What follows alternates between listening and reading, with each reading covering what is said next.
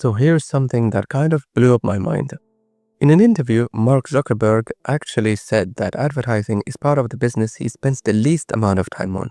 Business, right? But our business is not driven by advertising, right? We have we have like an advertising team. It is probably the part of the company that I spend the least time on. Which is wild because about 98% of Meta's revenue comes from ads. But if you really think about it, it kind of makes sense. He is entirely focused on the users of the platform, and it makes sense from a business perspective. If you give users a good experience and retain them, the advertisers will always be there willing to pay. So what does that mean for advertisers? It means we need to create ads that give a good user experience. That means better targeting, better creatives, lower friction, and respecting the feed. And Meta will usually reward that with cheaper CPMs, better reach, and stronger engagement. But here's the problem. So Meta doesn't always make it easy for you to do that. In fact, sometimes it feels like the ads manager is actively working against you. By the end of this video, you will know how to spot common traps, avoid costly mistakes, and run smarter local campaigns without wasting your budget. So let's get started. Alright, so let's talk about the first tactic I want to expose, and it comes from one of Meta's updates. Meta has combined Advantage Plus shopping campaigns and traditional manual campaigns into one format called the Advantage Plus campaign. So when you create a campaign and go to the ad set level, you'll see that the Advantage Plus audience is turned on by default. Now, if you want to go back to what used to be called the original audience options, you'll need to click a button, but that button now says further limits the reach of your ads. The button is small, gray, has no borders, and honestly, it screams, don't click on me. But when you do click, Meta gives you another warning. Limiting your audience may reduce performance. You'll see a big blue button that says stay in current setup and a much smaller plain white one that says switch setup. This is where it makes the default path easy and attractive, making the manual or the control path feel like a risky downgrade. And the aim is that Meta is trying to steer you towards Advantage Plus not because it always performs better, but because it helps train their algorithm faster. They want more advertisers feeding data into the machine so they can improve the model. And that's fine, unless it is hurting your results. Yet in many accounts, original audience or manual targeting still outperforms Advantage Plus, especially when you have prior data, niche audience, or a clear funnel that you follow. So it is worth testing and not assuming Meta's recommendation as the only way to get results. Number 2, opportunity score. You'll see the same pattern show up again with something called the opportunity score. Meta gives your campaign a score out of 100 and then suggests ways to improve it. It's a lot like Google Ads optimization score, basically turning ads management into a video game, where the goal is to hit a perfect 100. But the question I think about is, opportunity for who exactly? So is it an opportunity for you to get better results or for Meta to gather more data and push more ad spend? Now, if you hover over the little eye icon next to each suggestion, you'll notice something interesting. Some of the recommendations are based on real-time machine learning, but others come from old experiments Meta ran a year or even 2 years ago. Worse, those experiments were often based on completely different campaign objectives. So for example, Meta might suggest a change based on results from a traffic campaign, but you're actually running a conversion campaign. So what does that mean for you? It means you need to be selective. Some of Meta's recommendation might genuinely help, others not so much. And the tricky part is that Meta won't tell you which is which. Number 3, AI creative enhancement. And this brings us to their creative testing.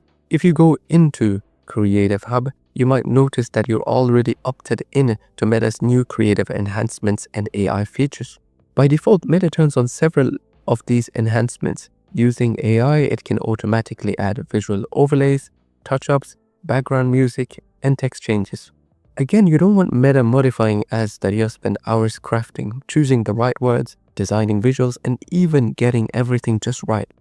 If you wanted their AI to create your ads, you would have asked for it. So I personally turn these off because if you're serious about your creative, your headline, your branding, your design, you don't want Meta changing things in real time just to train its algorithm. So I always opt out every time. Also, these AI enhancements cost to run. the AI system behind them come with added expenses that you do not see. And even worse, you lose control over what your audience actually sees. Number 4, site links. Another thing they're doing is by having the site links feature on by default. Meta claims that this can lower your cost per result by 4.5%. But that number comes from a 2024 traffic campaign experiment. Not from a sales campaign, not from a lead generation campaign, just from traffic. Now, when you try to remove the site links by clearing the source URL, Meta highlights the field with a red border. So it's like the platform is saying something is broken, but it's actually not. You can still publish the ad with no problem. It's just designed to make you feel like you're doing something wrong for turning it off. And all of these signals can start to add up, especially when you're analyzing performance. It can lead you to make the wrong calls during creative testing if you don't realize what's actually happening behind the scenes. Number 5, the learning phase. You may already know this, but according to Meta, you need 50 conversions before you can exit the learning phase.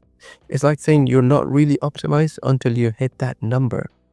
So Meta says the following: the learning phase is the period when the delivery system still has a lot to learn about an ad set. During the learning phase, the delivery system is exploring the best way to deliver your ad set. So performance is less stable and cost per result is usually worse. The learning phase occurs when you create a new ad or ad set or make a significant edit to an existing one. But in reality, I've seen little to no difference between campaigns in learning, out of learning, or stuck in learning limited. And the main impact may be psychological. It is very likely that it pushes new advertisers to spend more just to get out of that not optimized status. And that is the pattern we have been seeing so far. Whether it is the opportunity score, site links, or creative enhancements, it's all part of the system that gamifies the experience, nudging you to spend more even if it doesn't lead to better results. And unfortunately, a lot of local business owners follow Meta's advice only to burn through their budget without understanding why. They don't know what went wrong or where the majority of their money actually went. And if you contact Meta's reps, you may find that they are trained to make you spend more. And you may get the same advice from a lot of them. They might say, increase your budget and wait. Or they may say, wait for the learning phase to finish, then analyze. But that doesn't always solve the problem. Number 6, distribute budget. Number 6 is about distributing your budget. Let's say you want to turn off a campaign. You go to hit that switch and suddenly Meta pops up a box saying, would you like to distribute the remaining budget across other campaigns?